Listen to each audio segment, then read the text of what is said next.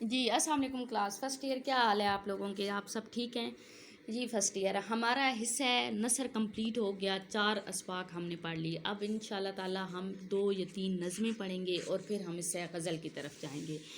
Grammar میں آپ لوگوں نے ابھی تک میں نے آپ کو صرف ایک ہی چیز کروائی ہے، وہ ہے آپ لوگوں کی درخواست۔ ان شاء اللہ تعالی اس کے بعد ہم مکالمہ کی طرف جائیں گے، وہ بھی 10 نمبر کا آپ کا سوال ہے۔ جی کلاس، آج آپ کے لیے میں نے جو ہے نظم تیار کی ہے وہ ہے پیغام، ٹھیک ہے۔ نظم کا عنوان پیغام ہے، شاعر کا نام علامہ اقبال ہے۔ آپ میں سے بہت سارے بچوں کو پتہ ہوگا کہ نظم اور غزل میں بنیادی فرق کیا ہے۔ نظم جو ہے وہ اس کا ایک ہی معنی و مفہوم ہوتا ہے، پہلے شعر سے لے کر آخری شعر تک، چاہے وہ 10 اشعار پر مشتمل ہے، 12 پر ہے، 13 پر ہے، لیکن ایک ہی موضوع اور مضمون جو ہے اس کو ڈسکس کیا جاتا ہے۔ جبکہ جو غزل ہے اس کا ہر شعر جو ہے وہ دوسرے سے مختلف ہوتا ہے، ہر شعر جو ہے وہ اس کا ایک الگ اکائی ہوتی ہے، ایک الگ معنی و مفہوم لے کر آپ کے سامنے آتا ہے۔ نظم میں ویسے بھی ایک چیز ہوتی ہے کہ یہ ایک وابستگی ہوتی ہے، ایک لڑی میں مختلف موتی پروئے ہوئے ہوتے ہیں اور ان کو ایک ہی سانچے میں ڈھالا جاتا ہے۔ فرسٹ ایئر یہ آپ لوگوں کی نظم ہے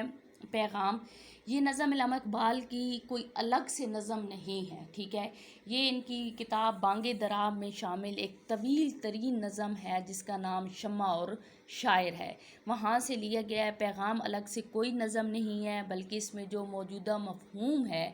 یا اس کے جو الفاظ ہیں ان کو مد نظر رکھتے ہوئے مرتبین نے، اردو ادب کے مرتبین نے اس کو ایک الگ نام دیا، پیغام کے نام کی حیثیت سے۔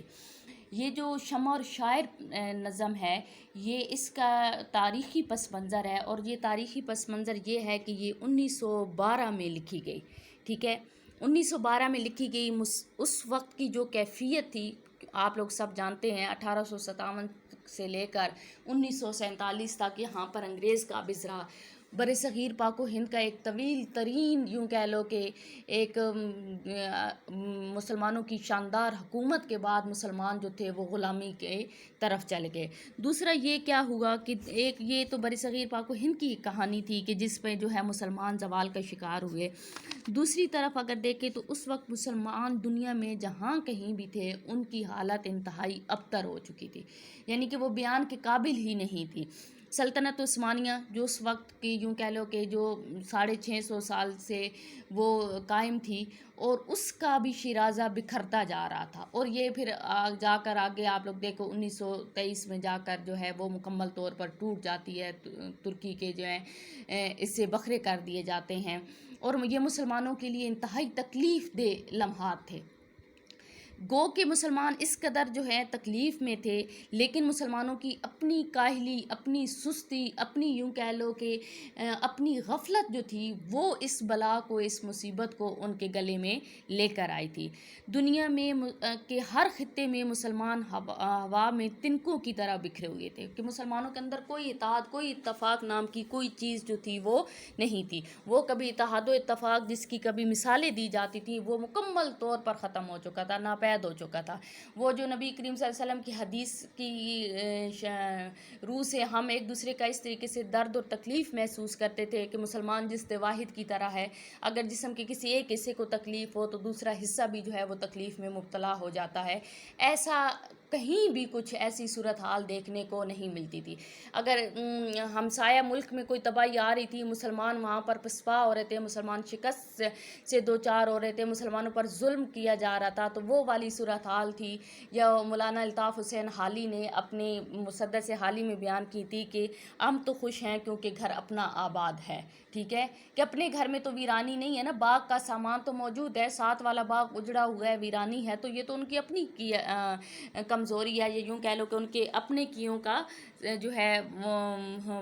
اپنے کیوں کا، اپنے بوئے کا کاٹا جو ہے وہ ان کے سامنے آ رہا ہے۔